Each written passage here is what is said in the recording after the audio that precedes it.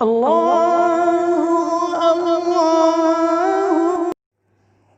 ایک روایت مشکات شریف میں موجود ہے کہ ایک مرتبہ نبی کریم صلی اللہ علیہ وسلم تشریف فرما تھے۔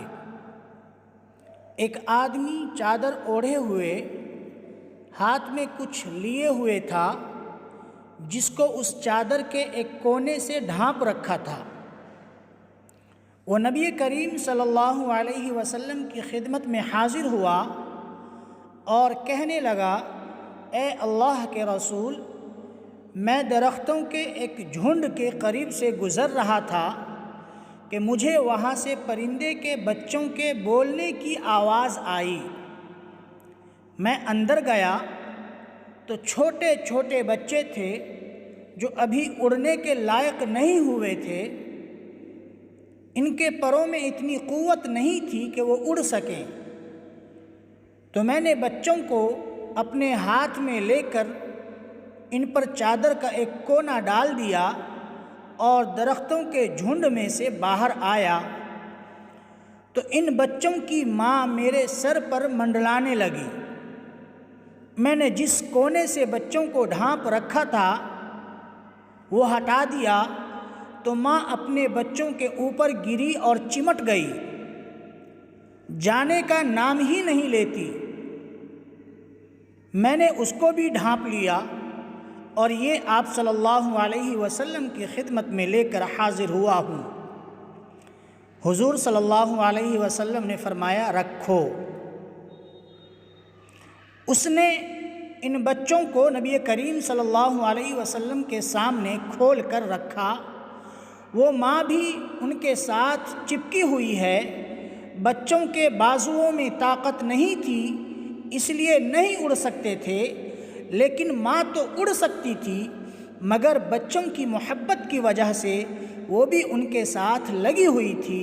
یہ منظر دیکھ کر نبی کریم صلی اللہ علیہ وسلم نے حضرات صحابہ کرام رضوان اللہ علیہم اجمعین سے پوچھا، کیا ان بچوں کی ماں کو اپنے بچوں کے ساتھ جو مہربانی، شفقت اور محبت ہے، اس سے تم کو تعجب ہوتا ہے؟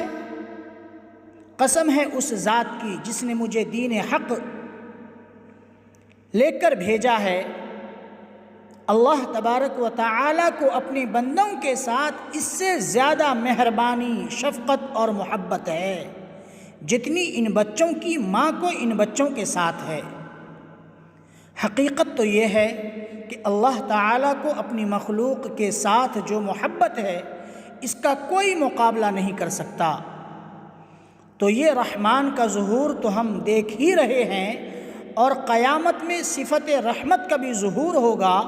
اس لیے علماء لکھتے ہیں کہ اللہ کی ان صفتوں سے فائدہ اٹھانا چاہیے، یعنی اگر ہم سے کچھ قصور ہو گیا ہے، گناہ ہو گئے ہیں، تو اپنے گناہوں پر اڑے نہ رہیں، اترائیں نہیں، بلکہ اللہ کے حضور گڑ گڑائیں اور رو رو کر اپنے گناہوں کی معافی مانگے، اللہ معاف کر دے گا۔ اللہ تو بہت مہربان ہے۔ قرآن کریم میں اللہ تعالیٰ کا ارشاد ہے، یا عبادی الذین اسرفوا علی انفسہم لا تقنطوا من رحمت اللہ ان اللہ یغفر الذنوب جمیعا، کہ اے میرے وہ بندوں جنہوں نے نافرمانی کر کے، گناہ کر کے اپنی جانوں پر زیادتی کی ہے، اللہ کی رحمت سے مایوس نہ ہونا، اللہ سارے گناہوں کو معاف کر دیں گے۔ اللہ تو بہت بڑے مہربان ہیں۔ اللہ بندے کی توبہ سے بہت خوش ہوتے ہیں۔ بخاری شریف میں حضرت انس رضی اللہ عنہ کی روایت ہے، اللہ تعالیٰ اپنے بندے کی توبہ سے کتنا خوش ہوتا ہے، اس کو نبی کریم صلی اللہ علیہ وسلم نے ایک مثال سے سمجھایا ہے۔ ایک آدمی اونٹ کے اوپر سارا کھانے پینے کا سامان لے کر سفر میں نکلا، صحرا کے اندر چل رہا ہے، اور دوپہر کے وقت ایک درخت کے نیچے ٹھہر گیا اور اونٹ سے اتر کر آرام کرنے کے لیے وہاں لیٹ گیا۔ اونٹ کو وہاں چھوڑا، جب نیند سے اٹھا تو دیکھا کہ اونٹ غائب، اب کھانے پینے کا سارا سامان تو اسی پر تھا۔ اس لق و دق صحرا میں اس کے لیے اور کوئی زندگی کا سہارا نہیں تھا۔ اس نے تلاش کیا، کچھ ملا نہیں۔ بالآخر مایوس ہو کر وہ اسی درخت کے نیچے یہ سوچ کر کہ اب موت ہی آنی ہے تو یہیں آ جائے، آ کر لیٹ گیا۔ اسی میں آنکھ لگ گئی۔ تھوڑی دیر کے بعد آنکھ کھلی تو دیکھا کہ اونٹ وہاں موجود ہے۔